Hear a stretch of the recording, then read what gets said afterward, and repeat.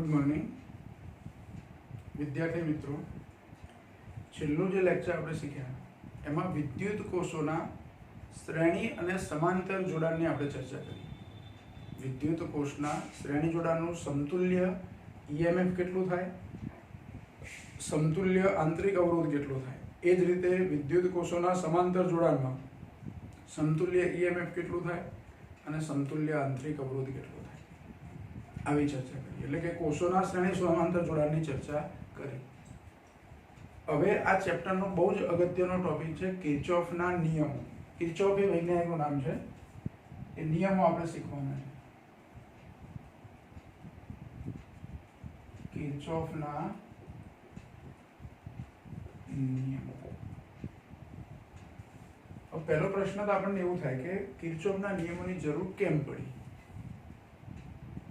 तो ओमनो नियम है अपनी जोड़े। ओमना नियमनी मददथी परिपथमां वहेतो प्रवाह अथवा तो कोई अवरोधना बे छेड़ा वच्चेनो पीड़ी आ शोधवो होय तो ओमनो नियम आपणे वापरीए छीए। एक अवरोध आप्यो होय तो सीधे सीधो ओमनो नियम तमे लागू पाडो के अवरोधना बे छेड़ा वच्चेनो विस्थितिमाननो तफावत V बराबर IR, એટલે V मळी जाय तमने। अवरोधमांथी वहेतो प्रवाह जाणता होय अने अवरोधनुं मूल्य जाणता होय એટલે V मळी जाय। आ ओमनो नियम थयो। पछी अवरोधोना श्रेणी समांतर जोड़ाण लीधा आपणे के अवरोधोनुं श्रेणी जोड़ाण होय तो एनो समतुल्य अवरोध शोधवो होय तो श्रेणीमां R बराबर R1 + R2 + R3 आवुं सूत्र वापरीए।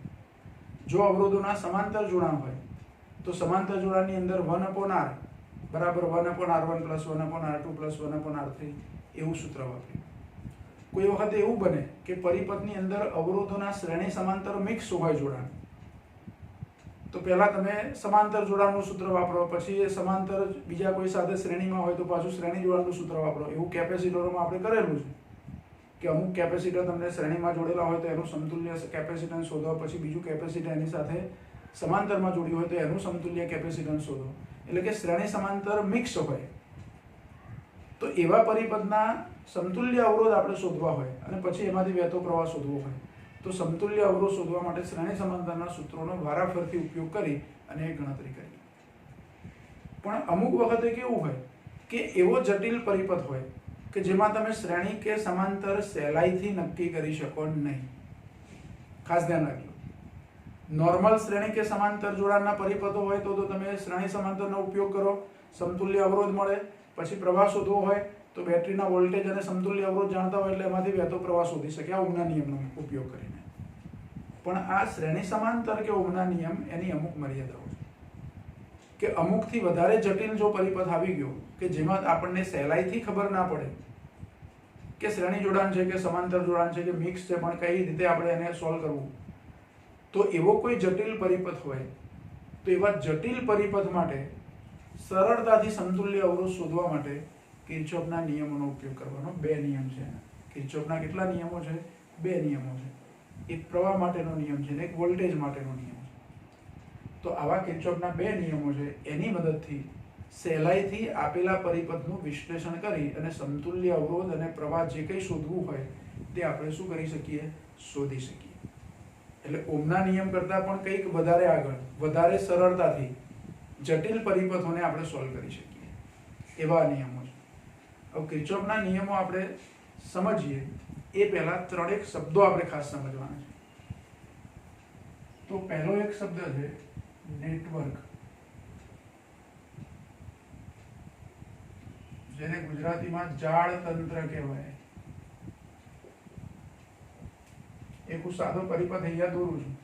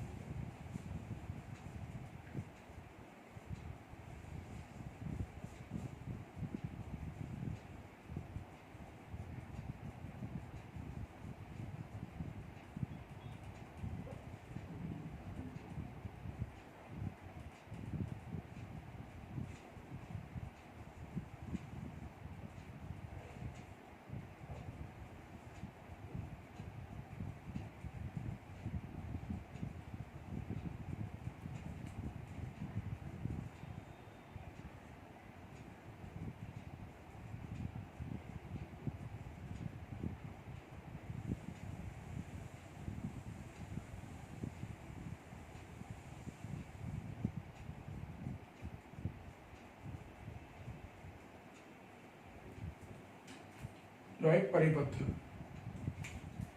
પરિપથમાં આ અવરોધ છે, અવરોધની સંજ્ઞા આપણને ખબર છે, આ બેટરી છે એની સંજ્ઞા ખબર છે, આ કેપેસિટર જે આપણે બીજા ચેપ્ટરમાં શીખ્યા છે, બે સમાંતર સરખી લાઈનો, આ એક જુદો ઘટક છે. આને ઇન્ડક્ટર કહેવાય. એક પ્રકારની કોઇલ જ છે, વાહક તારમાંથી જ બનાવેલું હોય પણ સ્પ્રિંગ ટાઈપનું એમ કોઇલ છે, તો એને ઇન્ડક્ટર કહેવાય. આ બીજું ઇન્ડક્ટર છે એટલે L1 L2, એક અવરોધ બીજો અવરોધ એટલે R1 R2. બેટરી છે, EMF એનું E જેટલું છે, કેપેસિટર છે એનું કેપેસિટન્સ છે C જેટલું છે. આ પરિપથને નેટવર્ક કહેવાય. એટલે કે જુદા જુદા વીજ ઘટકો પરિપથમાં એકબીજા સાથે યોગ્ય રીતે સંકળાયેલા હોય તો એવા પરિપથને શું કહેવાય? નેટવર્ક. આપણે મોબાઈલ નેટવર્ક એવો શબ્દ આપણે સાંભળીએ છીએ. નેટવર્ક વિશે શબ્દ વિશે આપણને ખબર છે કે મોબાઈલનું નેટવર્ક, કોઈ એક કંપનીનો મોબાઈલ છે તો એનું નેટવર્ક. ઘણી વખત આપણે એવું બોલીએ છીએ કે નેટવર્કમાં નથી એમ, એટલે ફોન લાગતો નથી. નેટવર્કમાં નથી એટલે જ્યાં સુધી એના સિગ્નલો પહોંચી શકે છે કોઈ ટાવરની આજુબાજુ મોબાઈલના, ત્યાં સુધી જો રેન્જની અંદર ફોન હોય તો આપણે એવું કહીએ કે નેટવર્કમાં છે, ઓકે.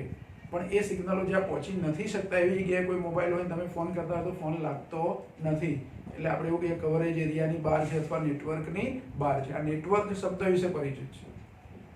જુદા જુદા ઘટકોનું યોગ્ય રીતે કરેલું જોડાણ અથવા થોડુંક જટિલ પણ હોઈ શકે એવું જોડાણ, એને શું કહેવાય? નેટવર્ક કહેવાય. જુદા જુદા વીજ ઘટકોને જરૂર પડે એ પ્રમાણે તમે જોડીને એક પરિપથ તૈયાર કર્યો હોય તો એવો પરિપથ એને આપણે નેટવર્ક કહીશું. એટલે નેટવર્ક શબ્દ અહીંયા વારંવાર આપણે યુઝ કરીશું કિર્ચોફના નિયમ. તો એક શબ્દ છે નેટવર્ક. બીજો શબ્દ છે જંક્શન બિંદુ અથવા એને બ્રાન્ચ પોઈન્ટ પણ કહેવાય. બીજો શબ્દ શું છે? જંક્શન બિંદુ અથવા બ્રાન્ચ પોઈન્ટ. તો આ જે નેટવર્ક આપ્યું છે, નેટવર્કના અમુક બિંદુએ બે કરતા વધારે વાહકો ભેગા થાય છે. કયા કયા બિંદુએ જુઓ. હું C બિંદુ લઉં અહીંયા નેટવર્કમાં, તો C બિંદુએ 1, 2 અને 3 બાજુથી વાહકો આવીને ત્યાં ભેગા થયા, એટલે જંક્શન બિંદુ અથવા બ્રાન્ચ પોઈન્ટ એવું કહેવાય C બિંદુને. પણ B બિંદુએ શું થાય છે? તો B બિંદુએ બે જ વાહકો ભેગા થાય છે. એક આમથી આવે છે અને એક આમથી આવે છે, એટલે બે જ વાહકો અહીંયા ભેગા થાય છે. તો આકૃતિમાં B બિંદુ એને જંક્શન બિંદુ ના કહેવાય, એટલે A બિંદુ એને જંક્શન બિંદુ ના કહેવાય. D બિંદુ તો એ જંક્શન બિંદુ છે, કારણ કે ત્યાં 3 વાહકો ભેગા થયા છે, એટલે 2 થી વધારે એમ. પછી E અને F પણ 2 થી વધારે વાહકો ભેગા થયા છે, એટલે એને પણ જંક્શન બિંદુ કહેવાય. એટલે C, D, E અને F આ 4 બિંદુ એવા છે કે જેને જંક્શન બિંદુ અથવા બ્રાન્ચ પોઈન્ટ કહેવાય. આપણે રેલવે જંક્શન એવો શબ્દ વાપરીએ છીએ. રેલવે જંક્શન, તો રેલવે જંક્શન આનો મતલબ કે એવું મોટું રેલવે સ્ટેશન કે જ્યાં એક ટ્રેન આ બાજુથી આવી શકે, ટ્રેક આ બાજુથી આવી શકે, બીજી આમ જઈ શકે, કોઈ આમ જઈ શકે, એટલે બધી દિશામાં 3 કે 4 અલગ અલગ દિશાઓમાં ટ્રેનો આવી શકે, દિશાઓમાંથી ટ્રેનો આવી શકે અથવા એ દિશાઓમાં ટ્રેનો જઈ શકે, તો એને આપણે રેલવે જંક્શન કહીએ છીએ. પણ કોઈ એક નાનું ગામ રેલવે ટ્રેક પસાર થતો હોય ત્યાં વચ્ચે નાનું સ્ટેશન આવે કે આમથી ટ્રેન આવે છે અને આ બાજુ જાય છે, એક જ ટ્રેક છે, ત્યાંથી ટ્રેનને પસાર થવા માટે કેટલા ટ્રેક છે? એક જ ટ્રેક છે. એ ટ્રેક પર ટ્રેન આમથી આવી, વડોદરાથી આવીને અમદાવાદ જઈ, વચ્ચે એક નાનું સ્ટેશન આવે છે, તો એને જંક્શન કહેવાય નહીં. એટલે જંક્શન પર શું? 2 કરતા વધારે વાહકો ભેગા થાય. 2 અથવા 2 થી વધારે એવું નહીં, પણ 2 થી વધારે. 2 ના ચાલે, 3, 4, 5 ગમે એટલા ચાલે. તો નેટવર્કના જે બિંદુ પાસે 2 થી વધારે વાહકો ભેગા મળતા હોય તેવા બિંદુને જંક્શન બિંદુ અથવા બ્રાન્ચ પોઈન્ટ કહેવાય. નેટવર્કના જે બિંદુ પાસે 2 થી વધારે વાહકો ભેગા મળતા હોય તેવા બિંદુને જંક્શન બિંદુ અથવા બ્રાન્ચ પોઈન્ટ કહેવાય. બરાબર? આ એક વ્યાખ્યા ખાલી આપણે યાદ રાખવાની છે. ત્રીજો શબ્દ છે લૂપ અથવા બંધ પરિપથ.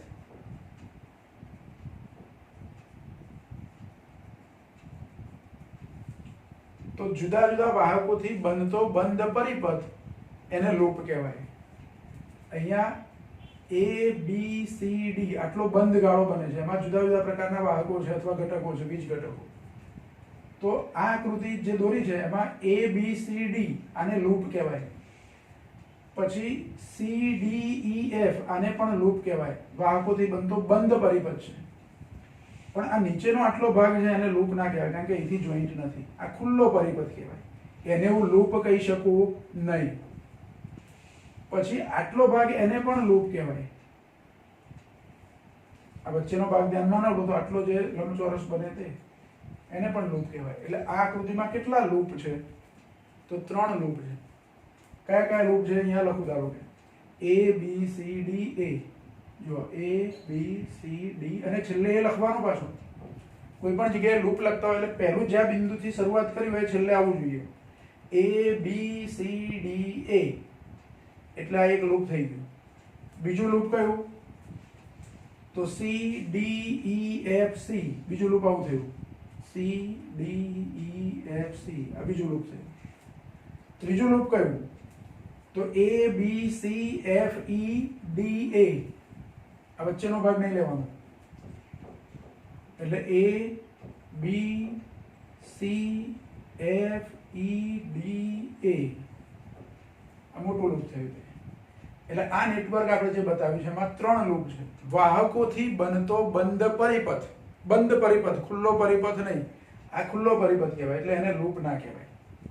તો વાહકોથી બનતા બંધ પરિપથને લૂપ કહે છે. શું કહેવાય? લૂપ કહેવાય. તો આ 3 શબ્દો નેટવર્ક, જંકશન બિંદુ અને લૂપ એ કોને કહેવાય? આ 3 વસ્તુ આપણે ખાસ યાદ રાખવાની કિર્ચોફના નિયમો સમજતી વખતે. હવે એ કિર્ચોફના નિયમોની અંદર 2 નિયમ આપણે વારાફરતી શીખવાના છે.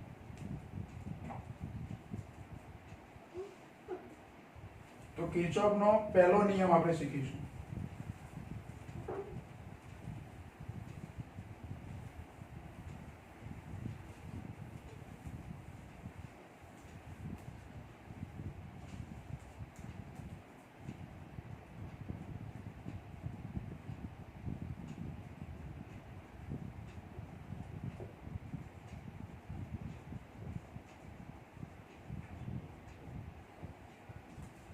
જો કિર્ચોફના 2 નિયમો બુકની અંદર એકદમ ટૂંકમાં આપ્યા છે, બહુ જ નાના આપ્યા છે. પરીક્ષાની દ્રષ્ટિએ બરાબર છે લખવા માટે, પણ એને સમજવા હોય, કારણ કે એનો ઉપયોગ આપણે દાખલાઓમાં કરવાના છે. અમુક પરિપથોના જે સમતુલ્ય અવરોધો કે એવું શોધવાનું હોય, જટિલ પરિપથો, તો તમારે આ 2 નિયમો વાપરવા પડશે. એટલે આપણે આ નિયમો ભલે થોડુંક લાંબુ થાય સમજવાનું, પણ જૂની બુકમાં જે સમજૂતી આપી હતી એની એ સરસ સમજૂતી છે. એટલે એ સમજૂતી પ્રમાણે આપણે આ બંને નિયમો શીખીશું.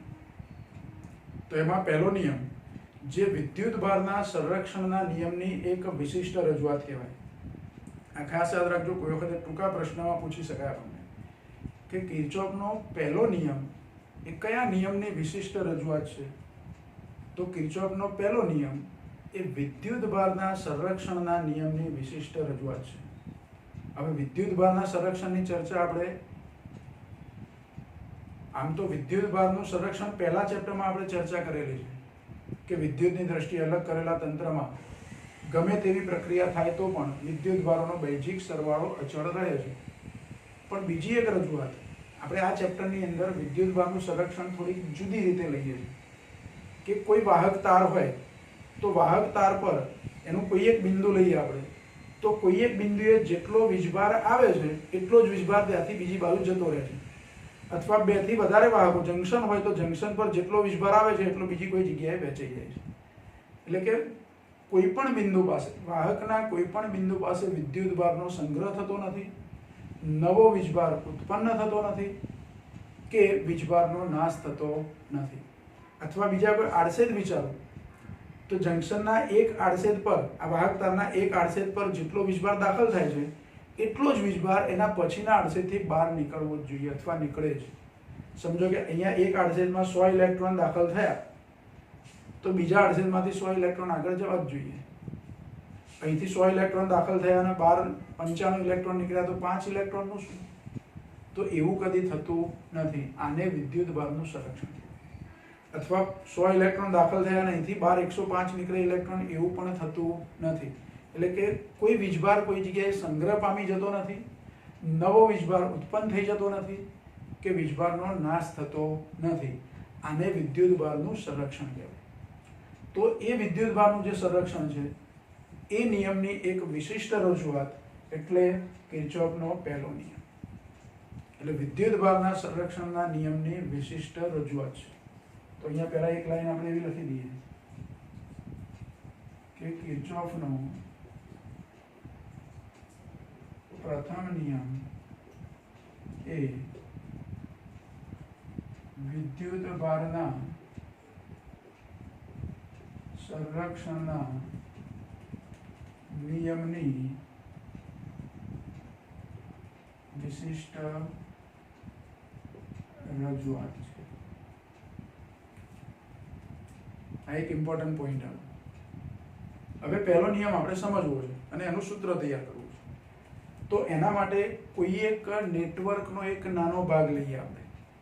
હમણાં આપણે નેટવર્ક દોરેલું કે અમુક બિંદુએ 3 વાહકો ભેગા થતા હતા, જેને આપણે જંક્શન બિંદુ કીધું.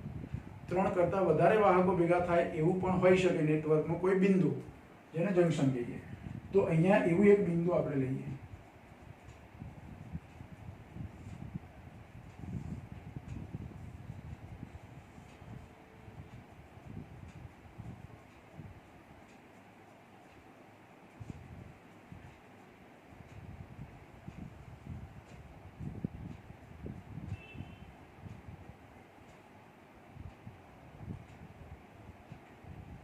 ધારો કે આ નેટવર્કનું કોઈ બિંદુ O છે.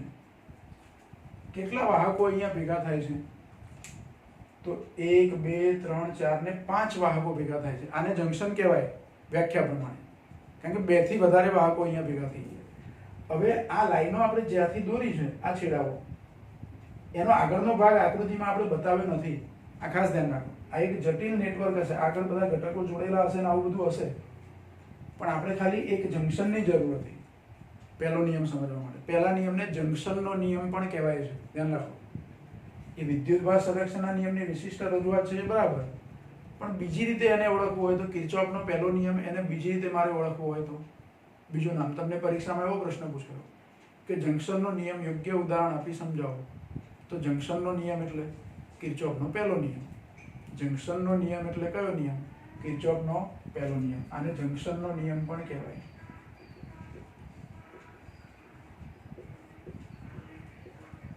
કયો નિયમ કહેવાય? જંક્શનનો નિયમ એવું પણ આપણે કહી શકીએ. હવે અહીંયા જે 5 વાહકો આપણે બતાવ્યા છે, કોઈ પણ 2 વાહકની અંદર એક દિશામાં પ્રવાહ લઉં અને બાકીના 3 વાહકમાં અલગ દિશામાં પ્રવાહ લઉં. જો સમજો બરાબર. આ ધારો કે પહેલો વાહક, આને ગણું તો પહેલા વાહકમાં જંક્શન તરફ I1 જેટલો પ્રવાહ જાય છે. જંક્શન તરફ જાય છે, ધ્યાન રાખો. તો એની બાજુમાં, આ બાજુ કે આ બાજુ, I2 જેટલો પ્રવાહ લઉં ધારો કે, તો એ 12 તરફ જાય છે. પછી ત્રીજો તાર લઉં, એમાં વળી એનાથી વિરુદ્ધ દિશામાં I3 જેટલો પ્રવાહ. અહીંયા પાછો 12 જતો પ્રવાહ I4, અને અહીંયા ધારો કે અંદર તરફ જતો પ્રવાહ I5. ભલે ના પાસે અંદર આવે. પાંચમાંથી હું 5 તાર, 5 જંક્શન પર 5 તાર ભેગા થાય છે, તો 5માં અંદર જતો પ્રવાહ ના લઈ શકું. આવું યાદ રાખો, નહીં તો નિયમ એનું પાલન જ ના થાય. એટલે 5માંથી કોઈ એકમાં હું એક જ દિશામાં લઉં. ધારો કે I1 અંદર લઉં, બાકીના 4 12 તરફ લીધા હોય તો ચાલે, એવું ચાલે. ગમે તે એકમાં બાકીના કરતા અલગ દિશામાં પ્રવાહ હોવો જોઈએ. એવું જંક્શન આપણે લેવાનું છે. એવું જંક્શન કદી તમને ના મળે કે બધા જ વાહક તારોમાંથી પ્રવાહ કોઈ એક જ દિશામાં, એટલે કે જંક્શન તરફ જતો હોય, એવું જંક્શન હોય જ નહીં. ગમે તે એકમાં તો બાકીના કરતા અલગ દિશામાં પ્રવાહ હોય જ. તો અહીંયા આપણે 2 વાહકો એવા બતાવ્યા છે કે જેમાં જંક્શન તરફ પ્રવાહ જાય છે, અને બાકીના 3 એવા બતાવ્યા છે કે જંક્શન, સોરી, 1 2 અને 3 વાહકો એવા બતાવ્યા કે જંક્શન તરફ પ્રવાહ જાય છે, અને 2 માંથી જંક્શનથી બહાર જાય છે, દૂર તરફ જાય છે. તો આવું ચાલે. 3 2 એવું લઈ લો તો ચાલે, અથવા 4 1 ચાલે, બરાબર. હવે આ પહેલો તાર જે લીધો છે, જેમાં I1 પ્રવાહ અંદર તરફ જાય છે, તો આ પ્રવાહ આપણને ઇલેક્ટ્રોનની ગતિને કારણે મળે છે. પણ પ્રવાહ જે બાજુ હોય એનાથી ઇલેક્ટ્રોનની ગતિ કઈ બાજુ હોય તો વિરુદ્ધ દિશામાં હોય. એટલે વિદ્યુત ભાર આ બાજુ જાય છે, Q1 જેટલો વિદ્યુત ભાર આમાંથી બહાર જાય છે જંક્શનથી દૂર તરફ. અહીંયા પ્રવાહ દૂર તરફ છે એટલે વિદ્યુત ભાર કઈ તરફ જતો હશે? જંક્શન તરફ. કેટલો વિદ્યુત ભાર? Q2. અહીંયા પ્રવાહ અંદર જાય છે એટલે વિદ્યુત ભાર કઈ તરફ હશે? બહાર તરફ. ધારો કે Q3. અહીંયા પ્રવાહ બહાર જાય છે તો વિદ્યુત ભાર કઈ તરફ હશે? જંક્શન તરફ. ધારો કે Q4 છે. અને અહીંયા પ્રવાહ અંદર તરફ જાય છે તો વિદ્યુત ભાર બહાર તરફ હશે. ધારો કે Q5 જેટલો છે. જે દિશામાં પ્રવાહ વહેતો હોય એની વિરુદ્ધ દિશામાં ઇલેક્ટ્રોનની ગતિ હોય, એટલે કે વિદ્યુત ભાર એની વિરુદ્ધ ગતિ કરે છે. હવે વિદ્યુત ભાર સંરક્ષણના નિયમ પ્રમાણે આપણે એવું કહીએ છીએ કે જંક્શન પર કોઈ વિદ્યુત ભાર જમા થતો નથી, નવો વીજભાર ઉત્પન્ન થતો નથી કે વીજભારનો નાશ થતો નથી. આને આધારે એટલે કે વિદ્યુત ભાર સંરક્ષણનો જે નિયમ છે એને આધારે એવું કહી શકું કે જેટલા વીજભારો જંક્શન તરફ આવતા હશે એ બધા અલગ અલગ દિશામાં વહેંચાઈ જતા હશે. એટલે જંક્શન તરફ આવતા વિદ્યુત ભારોનો સરવાળો અને જંક્શનથી દૂર તરફ જતા વિદ્યુત ભારોનો સરવાળો સરખો જ થાય. આપણે અહીંયા આકૃતિ પરથી લખીએ કે જંક્શન તરફ જતા વિદ્યુત ભારો કયા છે? જંક્શન તરફ જતા વિદ્યુત ભારોનો સરવાળો એ કેટલો થાય? તો કયા કયા વિદ્યુત ભારો જંક્શન તરફ જાય છે એ જુઓ. તો Q1 તો દૂર જાય છે, Q2 જે જંક્શન તરફ જાય છે, તો આ એક વિદ્યુત ભાર આમ જાય છે, બીજો Q4 વિદ્યુત ભાર આમ જાય છે. તો આ બેનો સરવાળો Q2 પ્લસ Q4 થશે. જંક્શન તરફ જતા વિદ્યુત ભારોનો સરવાળો કેટલો? Q2 plus Q4. અને જંક્શનથી દૂર તરફ જતા વિદ્યુત ભારોનો સરવાળો, જંક્શનથી દૂર તરફ જતા વિદ્યુત ભારોનો સરવાળો બરાબર. હવે જંક્શનથી દૂર તરફ જતા એટલે Q1 એ દૂર તરફ જાય છે, Q3 દૂર તરફ જાય છે અને Q5 દૂર તરફ જાય છે. તો જંક્શનથી દૂર તરફ જતા વિદ્યુત ભારોનો સરવાળો Q1 plus Q3 plus Q5. હવે વિદ્યુત ભાર સંરક્ષણના નિયમ પ્રમાણે જંક્શન તરફ જતા વિદ્યુત ભારો અને જંક્શનથી દૂર તરફ જતા વિદ્યુત ભારો એનો સરવાળો સરખો જ હોય. એટલે કે વિદ્યુત ભાર સંરક્ષણના નિયમ પરથી વિદ્યુત ભારના સંરક્ષણના નિયમ પરથી એવું કહી શકું કે Q2 પ્લસ Q4 બરાબર Q1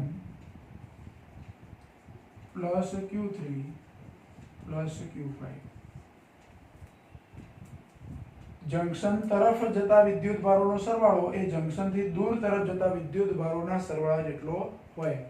ધારો કે વિદ્યુત ભારો તરીકે આપણે ઇલેક્ટ્રોન લીધા છે, તો જંક્શન તરફ જતા ઇલેક્ટ્રોન આ Q2 વિદ્યુત ભારની અંદર સમજો કે 1000 ઇલેક્ટ્રોન છે અને Q4 વિદ્યુત ભાર છે એમાં ધારો કે 1500 ઇલેક્ટ્રોન છે. તો 1000 વત્તા 1500 ટોટલ ઇલેક્ટ્રોન ભેગા થયા 2500. જંક્શન પર 2500 ઇલેક્ટ્રોન આવ્યા. તો એ 2500 ઇલેક્ટ્રોનમાંથી એક પણ ઇલેક્ટ્રોન ત્યાં રોકાવો ના જોઈએ અથવા એક પણ વધારાનો ઇલેક્ટ્રોન બીજો આવવો જોઈએ નહીં. 2500 ઇલેક્ટ્રોન અહીંયા જમા થયા તો એ 2500 ઇલેક્ટ્રોન અલગ અલગ ભાગમાં ત્રણ બાજુ વહેંચાઈ જશે. ત્રણેય બાજુ સરખા વહેંચાશે એવું નહીં, પણ વહેંચાઈ જશે. ધારો કે એક બાજુ 1200 ઇલેક્ટ્રોન ગયા, બીજી બાજુ 900 ઇલેક્ટ્રોન ગયા, તો ત્રીજી બાજુ 12 ને 9 એકું એટલે 400 ઇલેક્ટ્રોન વધે. તો 1200, 900 અને 400 ઇલેક્ટ્રોન થઈ ગયા પૂરા 2500. એટલે 2500 ઇલેક્ટ્રોન આવ્યા, 25 ઇલેક્ટ્રોન ત્રણ દિશામાં વહેંચાઈ ગયા. આપણે અહીંયા 5 તાર લીધા છે એટલે 2 તારમાંથી ઇલેક્ટ્રોન આવે છે, 3 તારમાં શું થાય છે? વહેંચાઈ જાય છે. તો વિદ્યુત ભારના સંરક્ષણના નિયમ પ્રમાણે આવું કહીશું. હવે એક સૂત્ર છે આપણી જોડે, I બરાબર Q upon T વિદ્યુત પ્રવાહનું સૂત્ર. આની પરથી હું Q બરાબર શું લખી શકું? IT. Q1 વિદ્યુત ભાર માટે લખું તો Q1 માટે આવું લખાય I1T. T1 નહીં, આ વિદ્યુત ભારો વહેવાનો સમયગાળો બધી વખતે સરખો જ છે. દરેક તાર માટે આપણે સરખા સમયમાં પ્રવાહ પસાર કર્યો, સરખા સમય માટે. આ બધા તાર કોઈ પરિપથમાં જોડ્યા છે, એની સાથે એક બેટરી જોડી છે, બેટરીની સ્વિચ ઓન કરી છે એટલે દરેક તારમાં સાથે પ્રવાહ વહેવાનો ચાલુ થશે, અને સ્વિચ ઓફ કરી એટલે સાથે પ્રવાહ વહેવાનો બંધ થશે.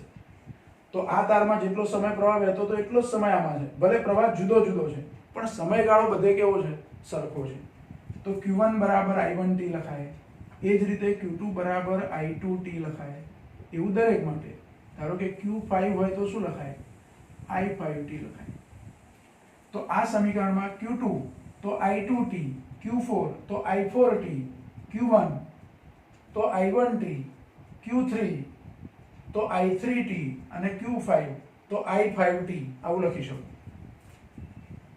એટલે સમીકરણ એક આપણું કેવું થાય, Q2 ને બદલે શું લખવાનું મારે, I2t, પ્લસ Q4 ને બદલે શું લખવાનું, I4t, બરાબર Q1 ને બદલે I1t, Q3 ને બદલે I3t, વત્તા Q5 ને બદલે I5t. હવે t બધામાંથી કોમન નીકળીને ઉડી જાય એટલે શું વધ્યું આપણી જોડે, તો I2 પ્લસ I4 બરાબર I1 plus I3 plus I5. Junction પાસે ભેગા મળતા પ્રવાહો એટલે કે જંક્શન તરફ આવતા પ્રવાહોનો સરવાળો જંક્શનથી દૂર તરફ જતા પ્રવાહોના સરવાળા જેટલો થાય, અથવા તો જંક્શનથી દૂર તરફ જતા પ્રવાહોનો સરવાળો જંક્શન તરફ આવતા પ્રવાહોના સરવાળા જેટલો થાય. જુઓ, જંક્શન તરફ કયા પ્રવાહો આવે છે, I1, I3 અને I5.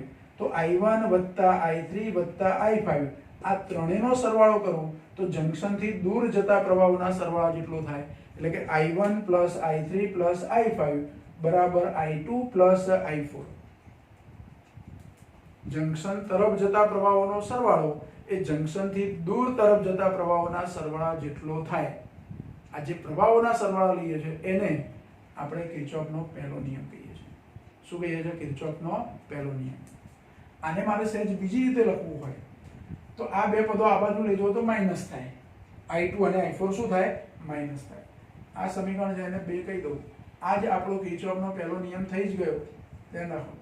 પણ એને જુદી રીતે લખવું હોય તો આ પદો આ બાજુ લઈ જવું તો આવું થશે, I1 તો પ્લસ હતા પ્લસ જ રહેશે, પણ I2 કેવા થશે, માઇનસ, વત્તા I3 પ્લસ જ હતા, વત્તા I4 માઇનસ થઈ જશે, અને વત્તા I5 બરાબર 0.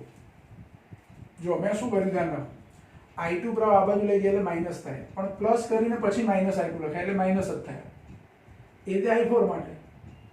તો આ જંક્શન પાસે ભેગા મળતા, હું એક કોમન શબ્દ વાપરું છું કે જંક્શન પાસે ભેગા મળતા એટલે શું, આવતા અને જતા બધા જ.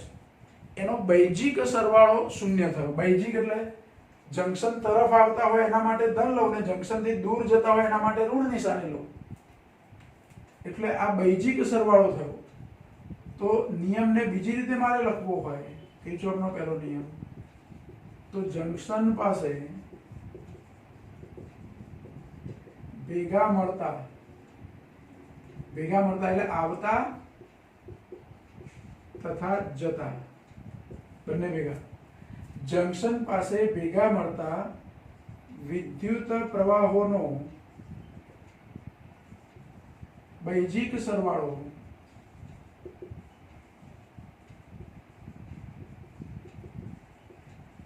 શૂન્ય થાય છે. આ એક રીતે નિયમ લખી શકો. અથવા બંનેને જુદું પાડીને લખવું હોય તો જંક્શન તરફ આવતા અને જંક્શનથી દૂર તરફ જતા વિદ્યુત પ્રવાહોનો સરવાળો સમાન થાય છે. અથવા કરીને બીજી રીતે લખવું હોય મારે તો જંક્શન તરફ આવતા તથા જંક્શનથી દૂર તરફ જતા વિદ્યુત પ્રવાહોનો સરવાળો સમાન થાય છે.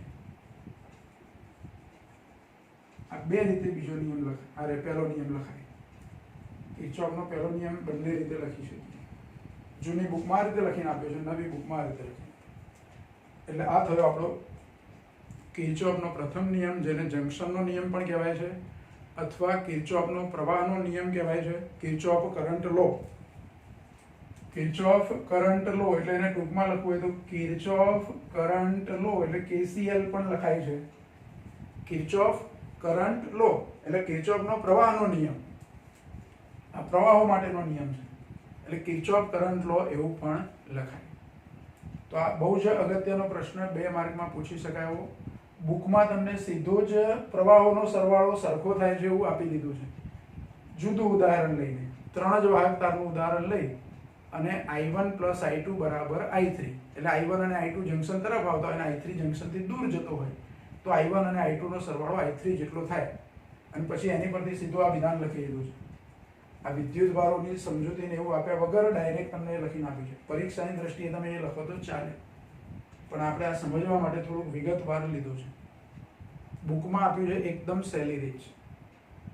એમાં એક એવો પરિપથ, આપણે જે હમણાં લૂપ જે દોરેલું, નેટવર્ક દોરેલું, જેમાં જુદા જુદા લૂપ બતાવેલા, તો એ જ લૂપની આકૃતિનો ઉપયોગ કરી અને એક બિંદુએ જ્યાં 3 વાહકો ભેગા થાય છે ત્યાં I1 અને I2 પ્રવાહો ભેગા થાય છે અને એમાંથી I3 બનીને બીજી જગ્યાએ જાય, દૂર જાય છે. તો I1 + I2 = I3 આવું લખી અને બંને બાજુના પ્રવાહોનો બૈજિક સરવાળો સરખો હોય છે એવું લખી અને પહેલો નિયમ લખી દીધો છે. એને કિર્ચોફનો કરંટ લો, કિર્ચોફ કરંટ લો એવું કહેવાય, એટલે KCL પણ કહેવાય. એ વિદ્યુત ભારના સંરક્ષણના નિયમની વિશિષ્ટ રજૂઆત છે. એને જંક્શનનો નિયમ પણ કહેવાય. એટલે અલગ અલગ નામથી તમને પરીક્ષામાં નિયમ પૂછી શકાય કે કિર્ચોફનો વિદ્યુત પ્રવાહનો નિયમ લખો અને સમજાવો, તો પણ પહેલો નિયમ. કિર્ચોફનો જંક્શનનો નિયમ લખો અને સમજાવો, તો પણ પહેલો નિયમ. અને વિદ્યુત ભારના સંરક્ષણના નિયમની વિશિષ્ટ રજૂઆત જે નિયમમાં છે તે નિયમ લખીને સમજાવો, તો પણ પહેલો નિયમ. એટલે કિર્ચોફના 2 નિયમોમાંથી આપણી પહેલા નિયમની ચર્ચા પૂરી થઈ. પણ એ નિયમની પહેલા જે પેલા 3 શબ્દો આપણે સમજ્યા, ખાસ ધ્યાન રાખજો. નેટવર્ક, જંક્શન બિંદુ અને લૂપ, એ અલગથી પૂછી શકાય પ્રશ્ન કે આ 3 શબ્દોની સમજૂતી આપો, એવો બીજો 2 માર્કનો પ્રશ્ન તમને પૂછી શકાય.